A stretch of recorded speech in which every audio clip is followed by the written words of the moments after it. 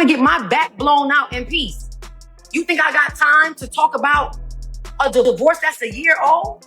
Teyana Taylor wasn't expecting to find anything that day, and that's what hurt the most. When you're actively looking for something, you're already bracing for the impact. Your body goes tense, your heart prepares for the worst, and your mind starts forming the possibilities. But when you stumble upon it, when it finds you before you even realize you should be afraid, it knocks the air right out of your chest. That kind of hurt cuts deeper. That kind of betrayal hits harder. It had started off as a regular day. Teyana was at home, hair tied up, dressed in oversized sweats, wiping down the living room shelves while soft music floated through the air. Nothing special, just a woman trying to maintain a little peace, a little order. Aaron was supposed to be back soon. He'd gone out to meet with a director, or maybe it was a stylist, she couldn't remember. Honestly, she didn't even keep track of his appointments anymore. Not because she didn't care, but because things had finally started feeling normal again.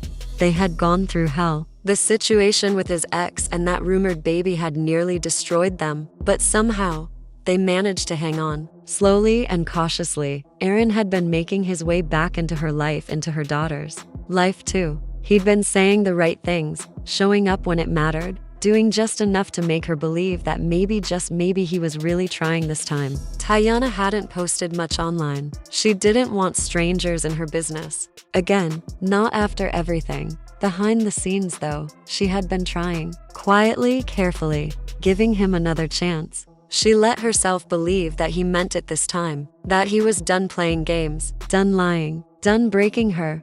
Her phone died while she was cleaning, and the silence was jarring. She needed the music to keep going, to keep her rhythm. So without thinking, she reached for Aaron's laptop on the coffee table. She knew the password. He hadn't changed it in years. There was nothing suspicious about it. It was a simple, casual moment. She opened the laptop, launched the browser, and that's when she saw it, the last tab he'd left open. A baby Registry. It wasn't subtle. A bright blue banner with cartoon giraffes and teddy bears at the top. She froze. For a moment, it didn't even register. Her mind tried to make sense of it. Maybe it wasn't his. Maybe it was for a friend, a cousin, someone he was helping. Maybe it was a mistake. But then she clicked the tab. The page loaded fully. Aaron Pierre co-registered with a woman named Danielle. Her heart dropped. The name meant nothing to her, but the details on that page told a story she hadn't been invited to hear. Bottles, crib, onesies, a diaper subscription, all with a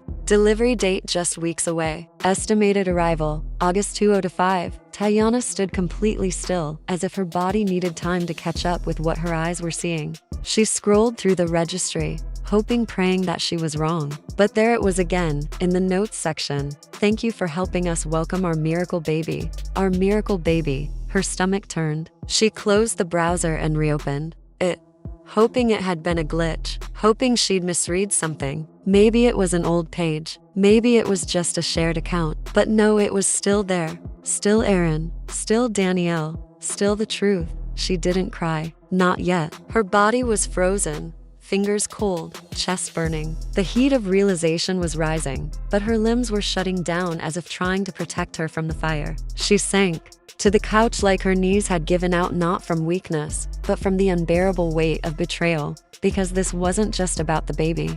This wasn't just about the registry. It was about the lie. Weeks ago, when rumors had started swirling, when his ex had gone live on Instagram and accused him of ghosting her while she was pregnant, Teyana had looked Aaron in the eye and asked him, "Is there anything else I don't know?" And he said no. He swore on everything. Told her he'd made mistakes in the past, admitted he hadn't handled everything the right way, but insisted that from here on out, it was all honesty, that he was serious, that he was here for real. She believed him.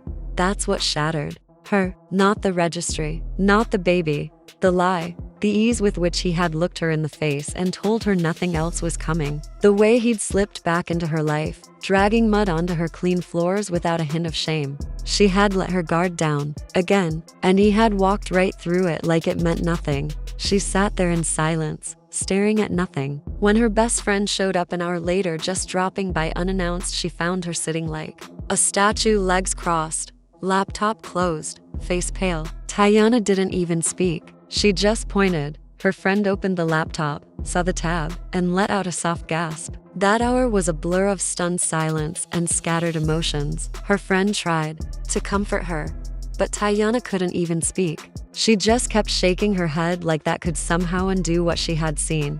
But it was burned into her memory. Danielle. That name echoed in her mind. She picked up her phone and searched the name on Instagram. Several profiles popped up. Most were private, no bio. But one stood out.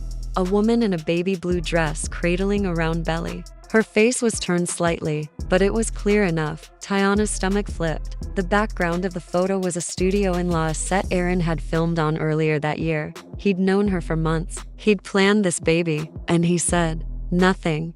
Her hands began to tremble, vision blurred with emotion. It wasn't rage, not yet. It was betrayal in its rawest, cruelest form. She thought she'd already endured the worst, thought she'd paid her dues in heartbreak. But this was a new level of devastation. She locked herself in the bathroom, curling up on the floor, knees to her chest. Her friend stood outside the door, softly pleading, but Teyana couldn't open it. Not yet. Inside, she replayed every memory, every kiss, every "I'm here now." It all felt like a lie. And when she finally emerged, her eyes were red, but her voice was clear.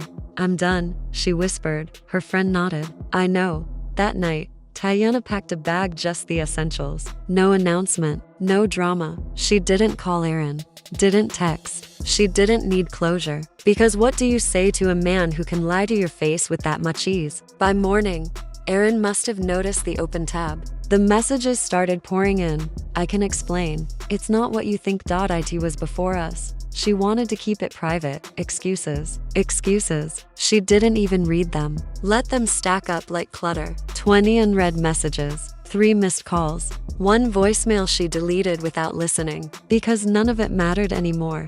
He knew what he was doing. He had months to tell her. He had every opportunity. But he chose silence. Now, he could sit in it. A few days later, it started leaking. A gossip blog posted a screenshot of the registry. Same items, same name, same date. Fans were in shock. Another baby? Is this man collecting kids like sneakers? He played her again. Then came the Instagram unfollow. Quiet, but final. Teyana removed Aaron completely. No tags, no likes, no mentions, no traces. Her story went dark. No quotes, no selfies, just silence. And anyone who knew her knew what that meant. When Teyana goes silent, she's not waiting. She's cutting you off at the root. But Aaron wasn't finished. He tried to spin it, posted a cryptic story, white text on black background. Timing isn't always perfect, but truth always comes to light. The comments lit up. "You mean the truth you hid?" Don't gaslight her. She deserved better. But the damage was done. Teyana didn't respond. She didn't need to. The internet saw everything. The receipts were posted. That live video from his ex had been screen recorded, dissected, slowed down, studied. The truth wasn't hidden anymore. It was spotlighted, exposed for all to see. And even though she never said a word, people could feel it. Her silence spoke volumes. She had offered grace and gotten betrayal served ice cold in return. The online conversations shifted. Fans, friends, even former collaborators began distancing themselves. Teyana's team shut everything down. No more leaks, no more friendly gossip, no more access. This wasn't about heartbreak anymore. It was about honor, and royalty protects its own. One of her closest team members posted their own cryptic message, also white text on black. "You played with the wrong woman. Now you've lost access to royalty." That one went viral. Everyone knew who it was about. Because you don't disrespect a queen and expect to keep your place in the castle. The next morning, paparazzi snapped a photo that broke hearts across the internet. Teyana's mom pulled up to her house, dark sunglasses on, jaw tight, and right beside her holding her grandma's hand was Teyana's daughter. The image was powerful, painful, but it was also a symbol. This wasn't a woman falling apart. This was a woman held together by generations of strength. Aaron said nothing. No post, no live, no apology, just silence. Not the peaceful kind, the guilty kind, because shame doesn't post selfies. It hides. But Teyana? Oh, she might have collapsed. The night she saw that registry, she might have curled into a ball on the bathroom floor, but when she stepped back into the world, she was whole, not a single crack in her walk, because she wasn't chasing love anymore, she was walking away from betrayal. And she wasn't looking back, because sometimes the quietest exits echo the loudest power.